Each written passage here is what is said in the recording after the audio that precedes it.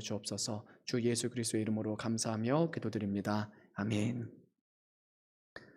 네, 계속해서 전도서 말씀을 나누고 있는데요. 네, 오늘 말씀 어떻게 읽으면서 잘 이해가 되셨습니까? 네, 말이 막 본문이 엄청 길죠. 8절은 또 워낙 길어가지고 또 한국말이 또 헷갈리기도 하고 그런 내용이 있는데요. 말씀은 이제 크게 두 개로 나눌 수 있지만 주된 내용은 이겁니다.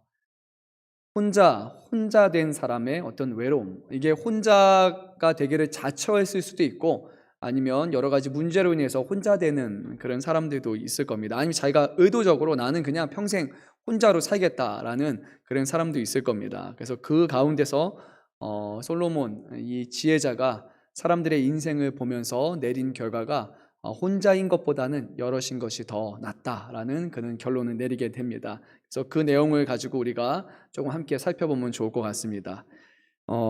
얼마 전에 제가 이제 성도님 한 분, 우리 권사님 신방을 갔었는데 그 중에 우리 권사님 한 분이 그런 얘기 하시더라고요. 뭐 이름은 제가 얘기 안 하겠습니다. 나쁜 거 아닙니다. 좋은 겁니다. 담임 목사님이 이제 사모님이 임신하고 이렇게 둘째가 이제 뱃속에 있는 거 흔치 않은 일이다. 막 그러면서 이걸 좀 이렇게 자랑하듯이 이렇게 얘기하신대요. 젊다라는 거잖아요. 그렇죠? 그래서 저도 요즘에 좀 감사한 게 많은 게 예전에 원로 목사님이 이제 앞에서 이렇게 얘기하실 때 둘이 결혼하면 최소한 둘은 낳아야지. 그런 얘기 하셨거든요. 근데 이제 항상 하나니까, 이거는 뭐 본전도 안 되는데. 그래서 마음에 이렇게 조금 찔림이 있었어요. 근데 이제 하나님이, 결혼한 지 벌써 10년이 넘었는데도, 둘째를 주셔서 요즘에는, 마음이 좀 좋습니다. 그럼 나는 본전은 했구나. 라는 그런 마음이 이제 딱 갖고 있죠. 그래서, 참 저는 감사한 시간을 또 보내고 있습니다. 우리 또 생각나실 때마다 우리 뱃속에 있는 태아가 또 건강하게 잘 또 자라날 수 있도록 기도해 주시기 부탁드립니다. 대한민국이 계속해서 저출산의 문제로 어려움을 겪고 있습니다. 뭐 너무 많이 언급되다 보니까 이제는 뭐 새롭지도 않습니다. 그렇죠? 그냥 저출산 참 어렵다라고만 알고 있습니다. 매번 나오는 것처럼 OECD 국가 기준으로 봤을 때 평균 출산율이 뭐 1.56이라고 하는데 대한민국이 현재 0.84, 그러니까 거의 뭐 반밖에 안 된다고 합니다. 인구 감소가 지금 뚜렷하죠. 제가 조금 이해하기 쉽게 이렇게 말씀을 드리면 2020년도 출생자는 27만 2,337명이고 사망자는 27만이 아니라 30만 4,948명입니다. 그래서 2020년 한 해 동안 인구가 약 3만 2,611명이 감소했다고 합니다. 그리고 지금 출산율이 매년 기준으로 점점 더 낮아지기 때문에 뭐 한 5년 전만 해도 이렇게 0.8까지는 안 되고 이제 1점 몇이었던 것 같은데 거의 매년마다 0.8%에서 0.7% 사이로 계속 떨어지다 보니까 뭐 내년이 되면 0.84가 아니라 한 0.7 뭐 몇, 또 한 10년 지나면 거의 뭐 0.3, 4 막 이렇게도 될 수 있습니다. 상당히 가파르게 지금 떨어지고 있다고 합니다. 0.40은 반올림에서고 전국이 지금 0.837이라고 하는데 여기서 제가 퀴즈를 하나 내겠습니다. 첫 번째는 연습 퀴즈고 그리고 어려운 퀴즈 맞히신 분은 제가 특별히 뭐 하나 나중에 커피라도 한 잔 대접해 드리도록 하겠습니다. 갑자기 눈이 또막또막해지죠. 자, 한국에서 대한민국 기준, 전국 기준으로 봤을 때 출산율이 가장 낮은 도시 어딜까요? 뭐 예측이 가능하죠. 그렇죠? 어디죠? 서울. 그렇죠? 너무 당연하죠. 서울입니다. 전국 기준 0.837인데 서울은 0.642예요. 그러니까 제일 낮습니다. 이제 이거는 다 아니까. 근데 이 다음 문제도 그렇게 어려운 건 아니지만 이게 퀴즈입니다. 손 드시면 됩니다. 그러면 출산율이 가장 높은 곳은 어딜까? 한국 기준으로. 뭐 틀려도 됩니다. 그렇죠? 너무 설교가 너무 이렇게 소통이 가나요? 뭐 눈치 보지 마시고 이렇게 아니면 살짝 이렇게 드시면서 크게 얘기하셔도 돼요. 제가 뭐 일어나세요 이렇게는 안 하니까. 네. 아쉽지만 네. 뭐 틀려도 괜찮습니다. 마음속에 항상 거제도만 계시잖아요. 우리 원장님 뭐 자나깨나 우리 딸 자위 그렇죠? 네. 거제도도 꽤 높은 걸로 제가 알았던 것 같은데 네. 더 높은 데가 있습니다. 어딜까요? 어? 뭐 창원 네. 빨리 하십시오. 네. 그렇죠. 뒤에 저기 네 권사님. 네. 네? 어디라고 제가 안 들렸어요. 광주 쪽도 높았는데, 제가 좀 더 자세히 말씀드리면, 도는 아니고 시입니다, 시. 뒤에. 맞추셨습니다. 세우종시. 나중에, 예, 제가, 네, 박수가 바로 절로 나오네요. 네. 네, 세종시, 세종 특별자치시라고 알려졌죠. 출산율이 1.277. 한국 기준으로 상당히 높죠. 전국 평균이 0.837이었는데, 여기는 유독 높습니다. 1.277. 서울 기준으로 약 2배에 달하죠. 아직 OECD 기준으로는 못 미치지만, 왜 출산율이 높을까요? 네, 젊은 사람도 많고 많은데, 예, 거의 가장 이제 높은 건 공무원이 많아서라고 그렇게 사람들이 얘기를 합니다. 좀 더 안정적인 직장을 갖고 있기 때문에, 그래서 결혼해서 아이들을 많이 낳는 상황이라고 합니다. 저출산의 원인이 여러 가지가 있어요. 가장 큰 거는 이거겠죠. 저조한 취업률이죠. 지금 청년분들 정말 힘들죠. 취준생. 네, 깜깜하죠. 정말, 취업률이 너무 낮고.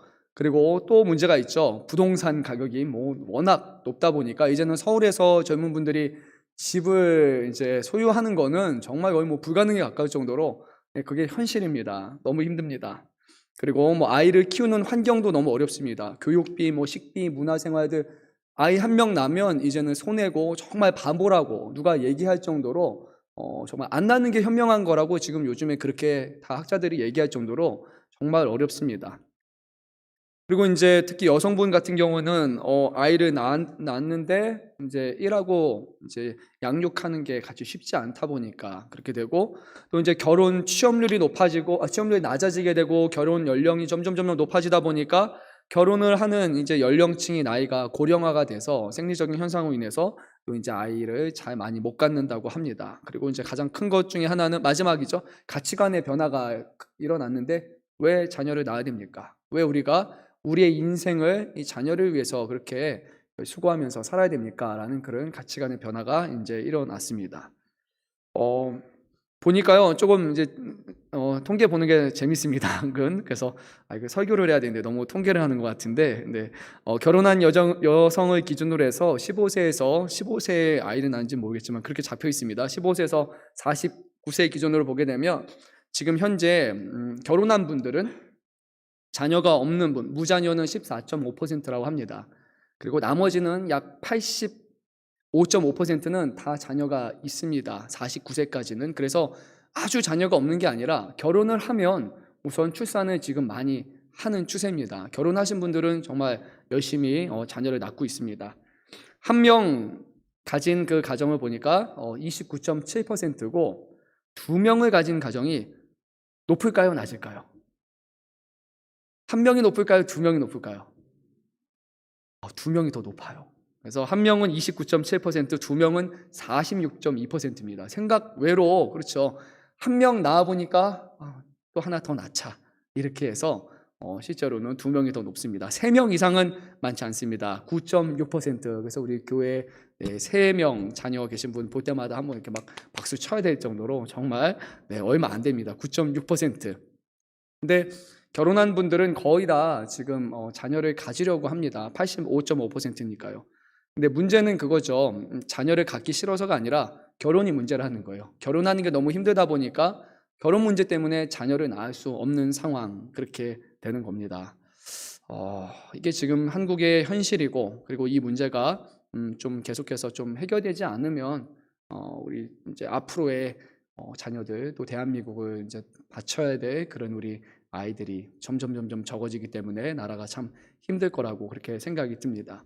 근데 오늘 이제 아이를 낳으려고 하는 사람들도 있지만 또 아이를 낳지 않으려고 하는 사람들도 있고, 그리고 조금 요즘에는 결혼을 안 하려고 하는 인구들도 많이 증가하고 있습니다. 결혼을 하기까지가 너무 힘든 겁니다.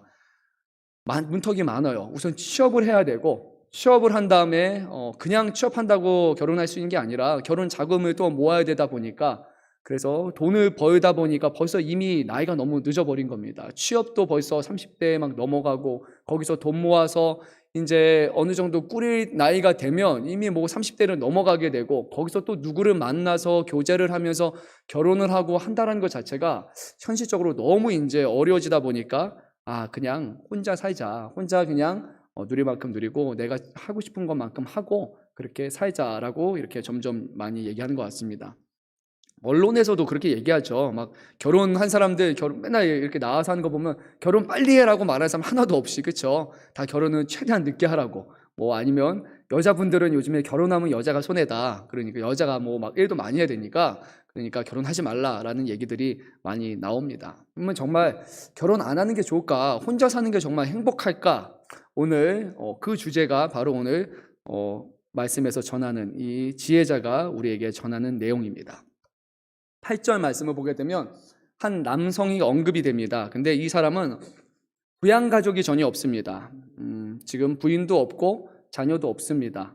처음부터 혼자였는지 아니면 이혼했는지 사별했는지 우리는 전혀 할 수 없지만 우선 말씀을 보니까 그는 혼자라고 그렇게 말하고 있습니다.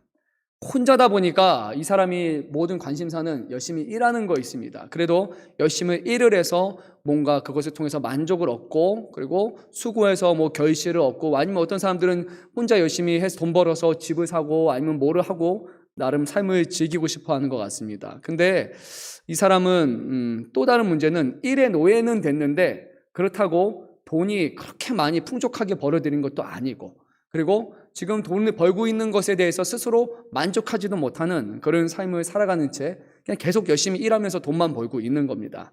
돈은 벌어야 되니까 당연히 돈은 벌고 있는데 남을 위해서 사용하지도 않고 부양해야 되는 가족도 없고 그냥 나를 위해서 사용을 하지만 그 벌어들인 것이 충분하게 만족스러운 액수는 또 아니다 보니까 그냥 특별한 의미 없이 이 사람은 계속해서 벌어들이고 있다는 것이죠.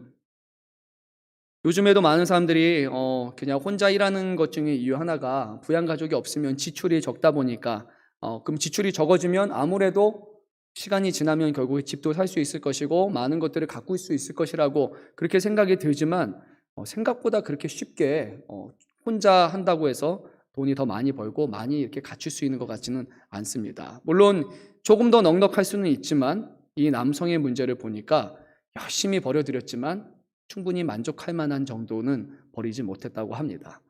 근데 이제 어느 정도 시간이 흐르다 보니까 그래도 어느 정도 재산이 가졌는데 거기서 또 하나의 문제가 생겨납니다. 이제는 나이가 들어서 이 가진 거를 누구에게 물려주고 싶은데 물려줄 사람도 또 없다라는 겁니다. 그러니까 생각해 보십시오. 열심히 평생을 수고해서 벌어들였는데 그래서 이제는 조금 살만하고 뭔가 소유를 가졌다고 하니까 이거를 내가 다 쓰지도 못할 것이고 누구에게 나눠주지도 못하고 그냥 또 아쉬워하면서 그렇게 이 사람은 살아갑니다. 그래서 이 결과가 이 사람이 어떤 고백을 하냐면 내 인생이 너무나 무의미하고 결국 공허하고 성취감이 없다라고 그렇게 이 사람은 지금 느끼고 있습니다. 그러니까 뭔가 수고함을 통해서 열매를 맺어야 되는데 혼자이다 보니까 열매를 맺지 못하고 그리고 이 사람이 그것에 인해서 많이 힘들어하는 것이죠.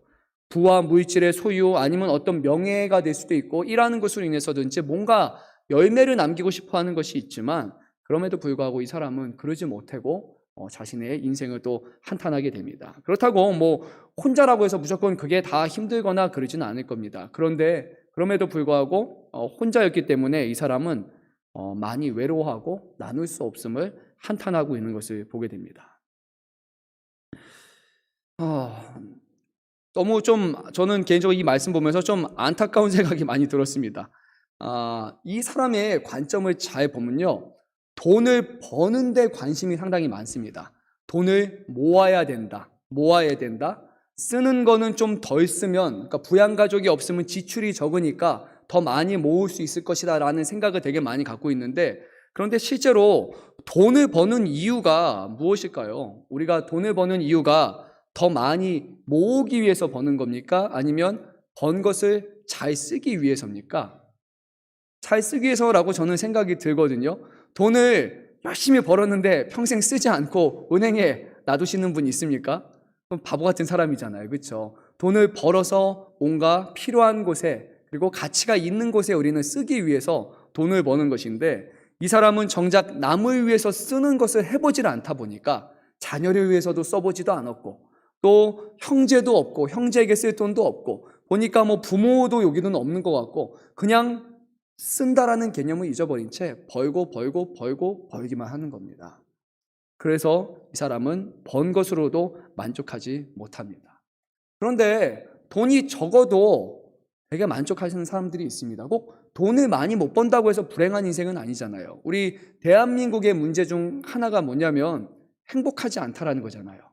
생각보다 생활 환경은 괜찮습니다. 이 정도면 선진국이라고 우리가 말할 수 있잖아요. 인터넷도 좋고 문화생활도 할 수 있고 정말 좋은 것들이 너무나 많고 발전된 삶을 살아가고 있는데도 불구하고, 그리고 뭐 결혼해서 자녀도 꾸렸는데도 불구하고 삶의 만족도의 질을 보게 되면 OECD에서도 여전히 하위권에 머무르는 것이 바로 대한민국이죠. 안타까운 것은 심지어 아프리카 같은 나라, 정말 우리가 보기에는 좀 못 사는 나라, 아니면 정말 뭐 천 하나 입고 뛰면서 그렇게 다니는 그런 나라 사람들을 물어보면은 행복하다고 말합니다. 가진 것이 많지 않은데도 불구하고 그 사람들은 기쁨과 만족을 느끼면서 살아간다는 겁니다. 많은 것을 소유하지 않아도 적은 것을 벌어도 그것을 가치 있게 사용하고, 무엇보다 이 사람이 하지 못하는 것, 벌어들인 것을 가지고 누군가와 나누고 베푸는 삶을 통해서 충분히 만족을 얻을 수 있다는 것이죠.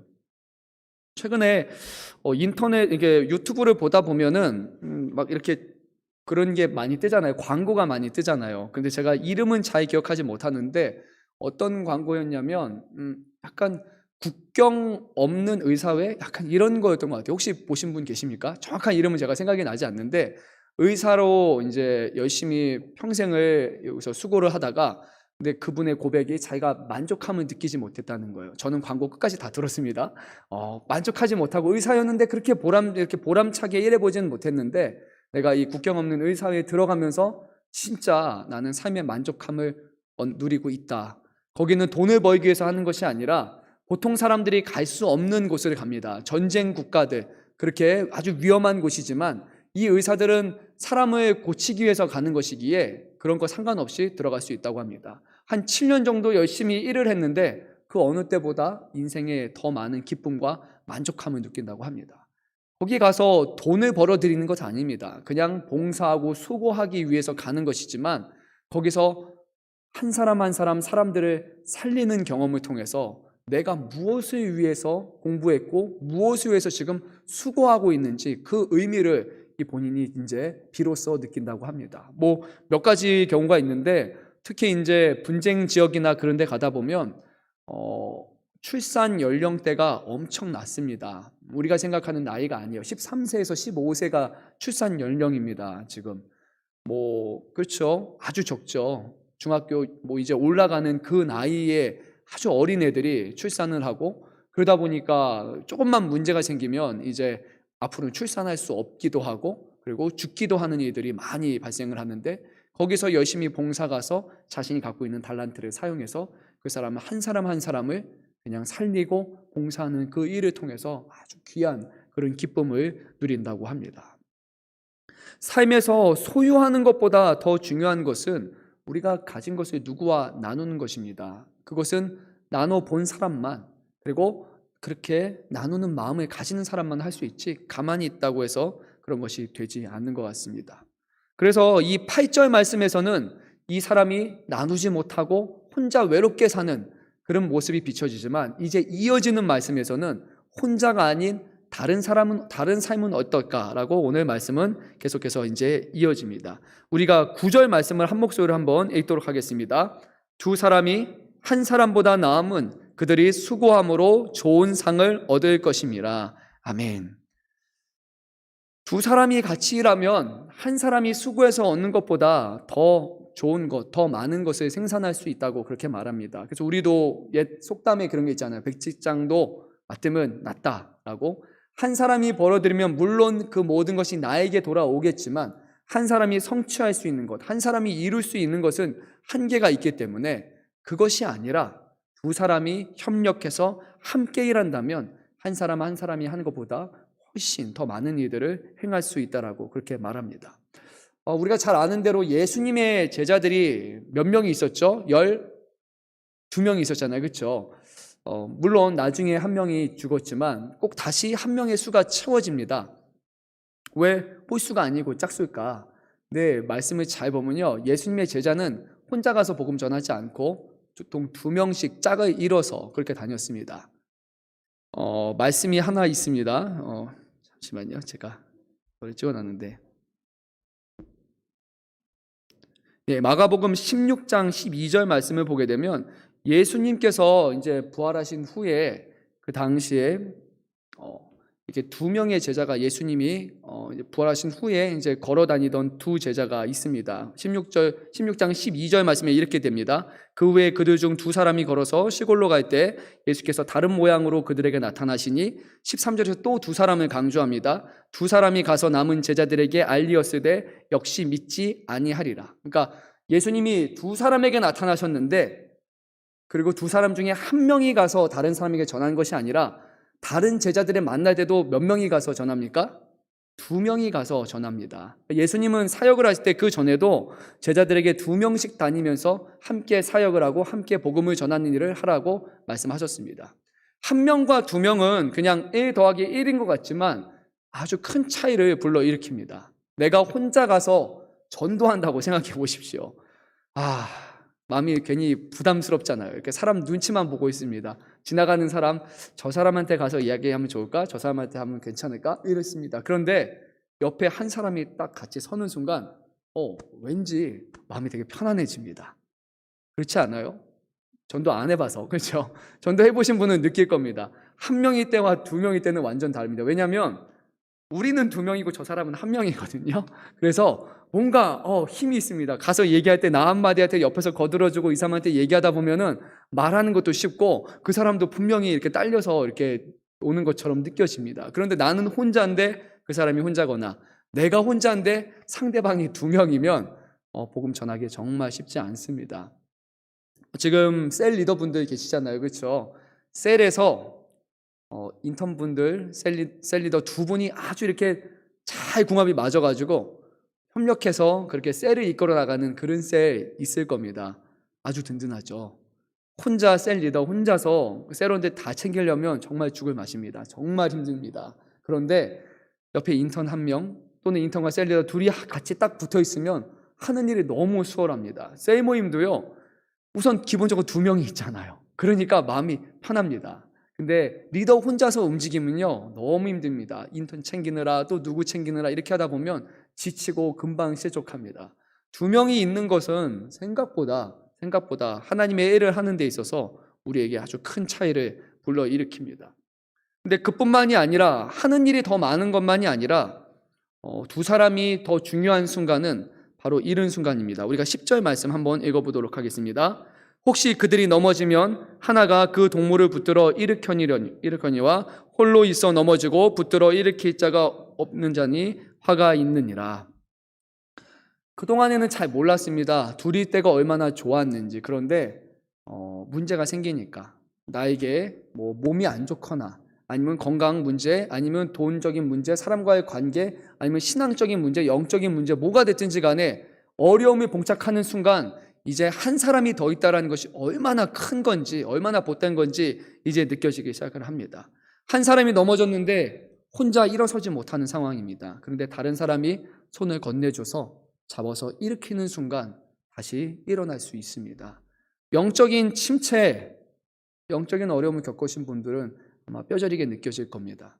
누군가 옆에서 한마디만 거두어줘도 나에게 힘이 될 수 있는데, 내가 너무 힘들 때 나를 위해서 기도하는 사람 한 명만 더 있어도 내가 기도하고 있다라고, 내가 사랑한다고, 내가 당신을 위해서 지금 왔다라고 건네주는 손길 하나만 있어도 우리의 삶이 전혀 달라질 수 있다는 거죠.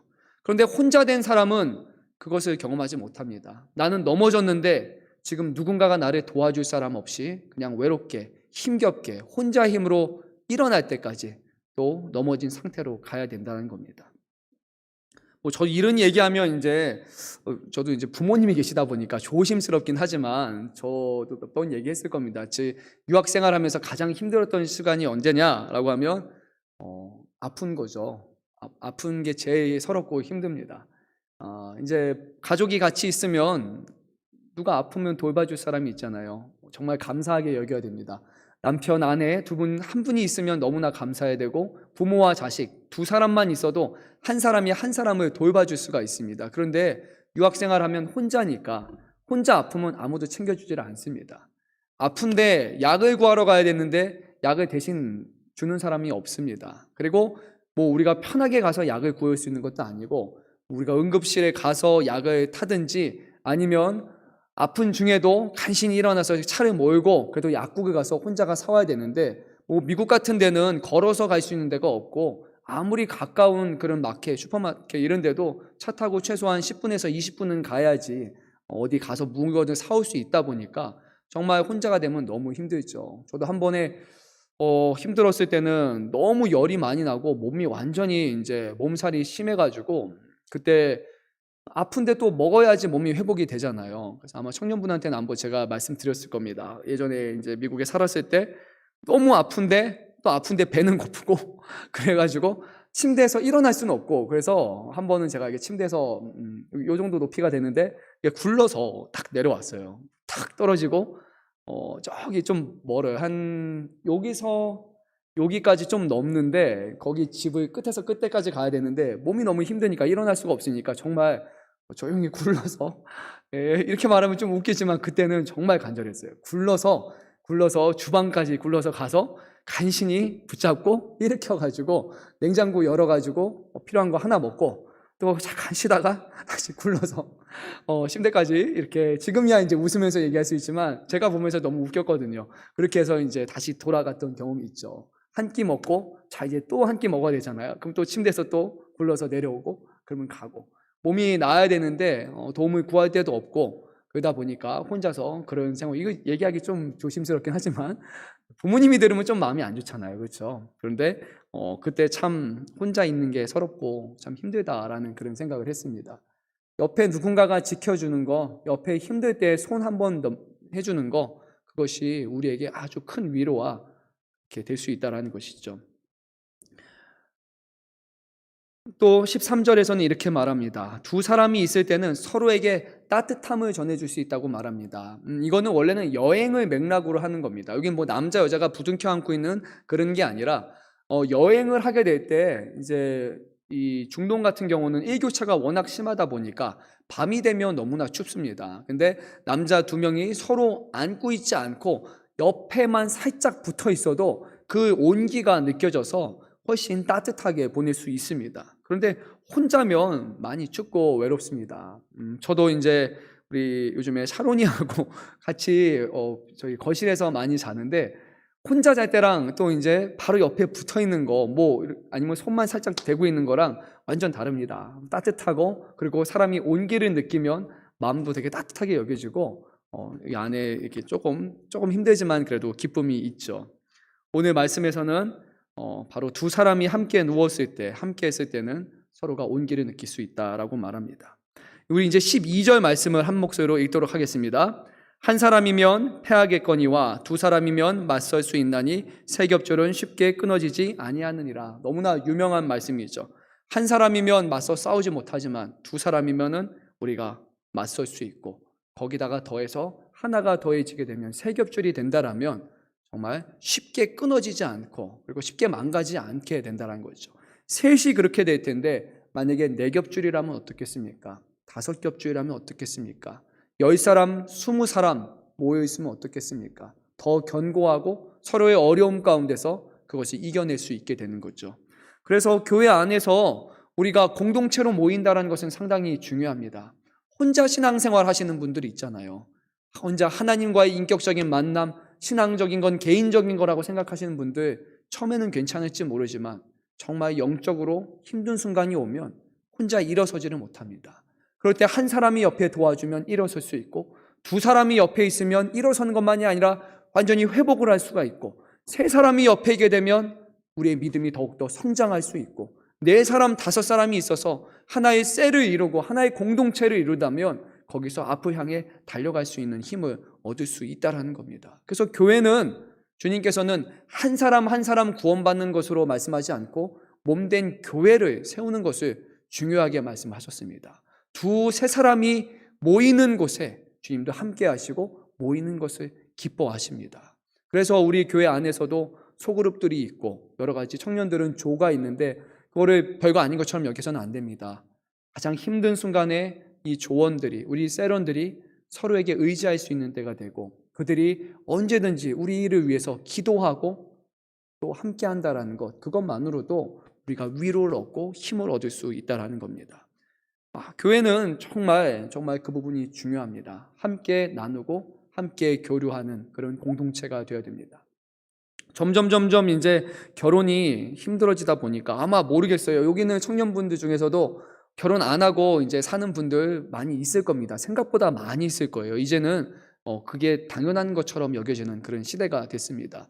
제가 아는 분 중에도 이미 40대인데 결혼 안 하신 분들이 꽤 많이 있습니다. 그리고 지금도 생각이 없어요. 얘기하면은 그냥 혼자가 편해. 근데 정말 혼자가 편한지는 모르겠는데 좀 외로워하시긴 하지만 혼자 사는 분들이 참 많습니다. 여러 여건으로 인해서 점점 가다 보면 교회 안에서도 외로움을 느끼는 사람이 많이 있을 겁니다.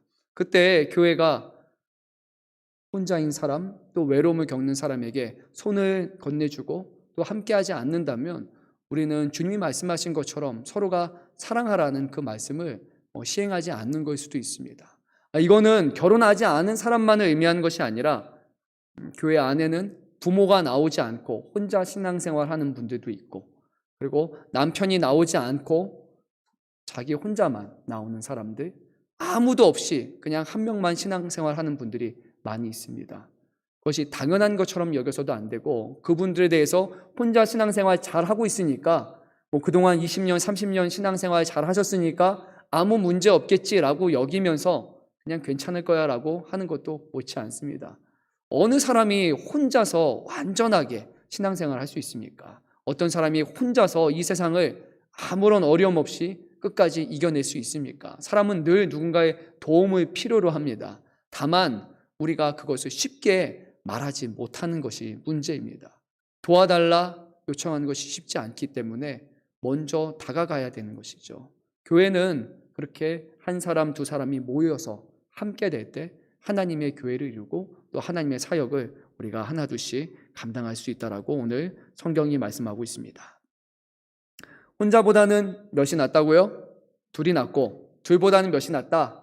셋이 낫고, 셋보다는 몇이 낫습니까? 넷이 낫죠. 그래서 우리 교회가 정말 모이기에 힘쓰고, 그리고 서로를 위하고 그렇게 보다듬어 줄 수 있는 그런 아름다운 공동체들을 끊임없이 이뤄나갈 수 있기를 바랍니다. 그래서 남성 공동체도 보니까 참 힘들어요. 솔직하게 말하면 남성분들 지금 셀 모임 잘 안 되잖아요. 그래도 그 마음 가운데 좀 한 사람이라도 먼저 모이고자 하는 마음을 가져주시고, 또 한 사람이 더해지면 그 공동체가 또 회복이 되고 살아나게 될 것입니다. 그래서 신앙생활 정말 믿음 안에서 같이 또 이것들을 이뤄나갈 수 있었으면 좋겠습니다.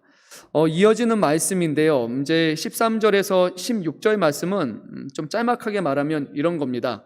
결국 명예도 헛되다라는 그런 말로 제가 이렇게 정리할 수 있을 것 같습니다.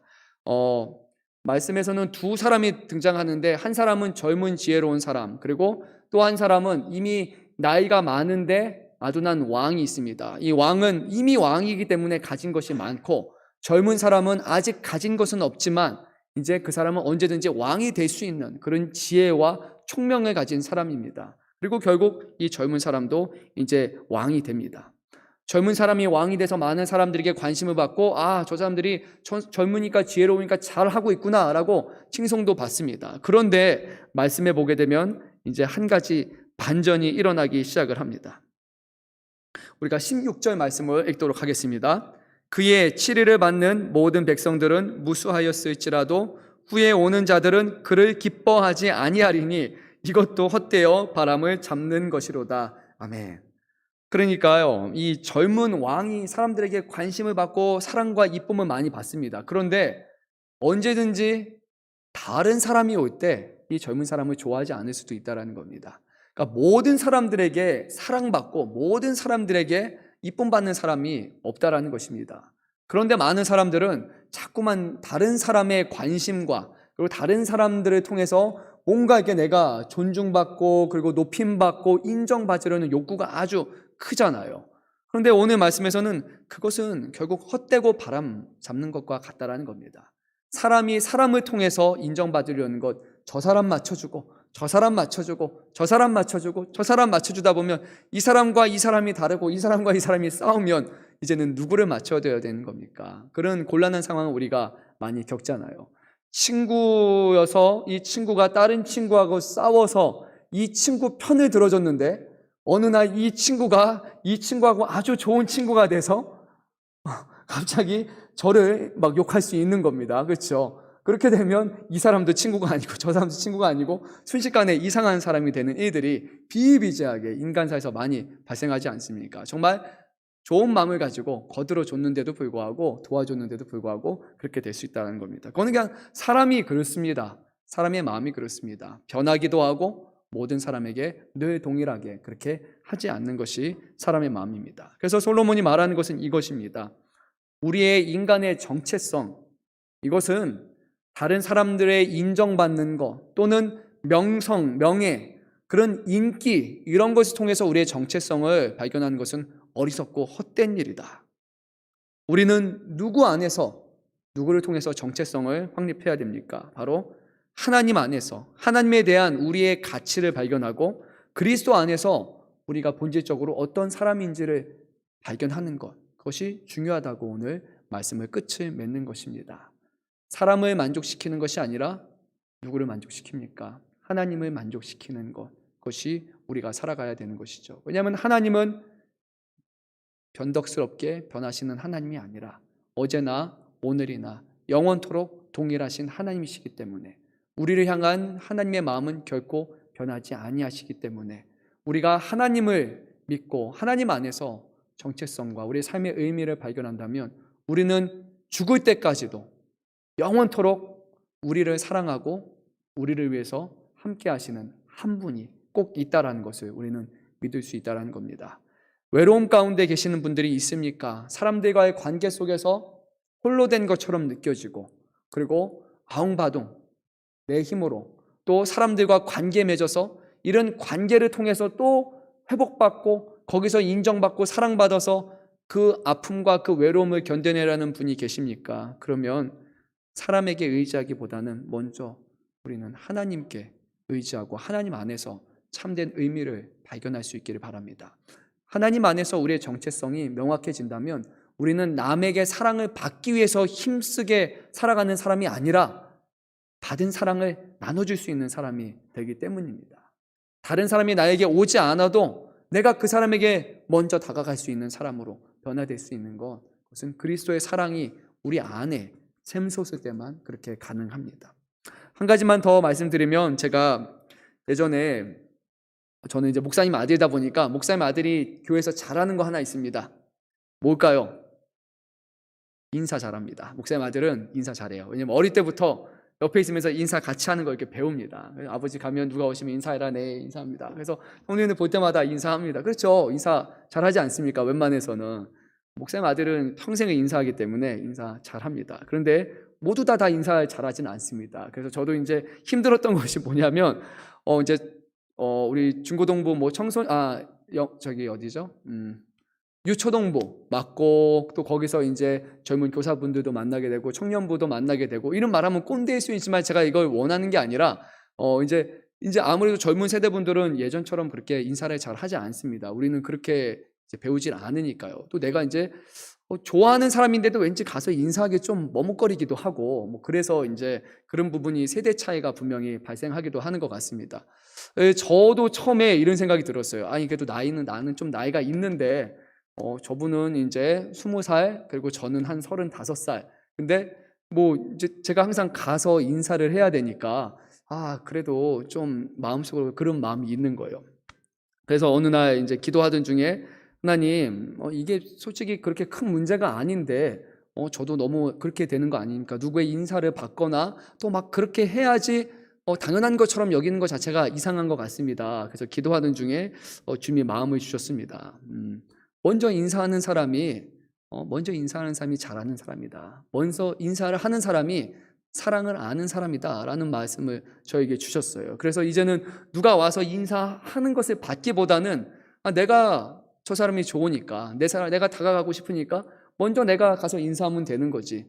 나이 적고 낮음 그게 중요한 것인가? 그것이 아니라 그냥 내가 인사하면 내가 잘하는 것이다 라는 그런 마음이 너무 저는 그렇게 주셨습니다. 그래서 모르겠습니다.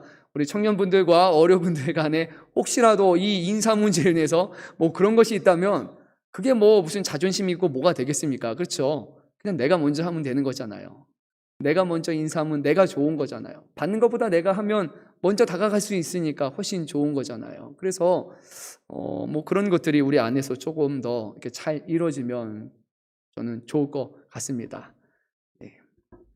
서로가 서로를 향해서 먼저 다가가고 손 내밀고 그 먼저를 사랑하는 그런 공동체로 우리 금천양문교회가 그렇게 변화된다면 정말 우리 안에 소외된 사람, 또 영적인 어려움과 아니면 그런 것으로 우울해하고 아파하는 그런 사람들이 사라지지 않을까 생각해 봅니다. 주님은 우리가 혼자 되기를 원치 않으셨기에 그 하늘에서 이 땅에 내려오셔서 우리와 함께 하시며 우리 안에 거하시겠다고 말씀하신 것처럼 우리도 그 예수님이 우리 안에 계심을 믿는다면 그분 안에서 서로에게 다가가고 먼저 마음을 열고 사랑을 베풀므로써 그 누구도 혼자 내버려 두지 않는 그런 공동체로 다시 한번 우리 교회가 온전히 세워질 수 있기를 간절히 소망합니다.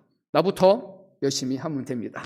자, 우리 함께 찬양하고 기도하는 시간을 갖도록 하겠습니다. 우리 잘 아는 찬양인데요.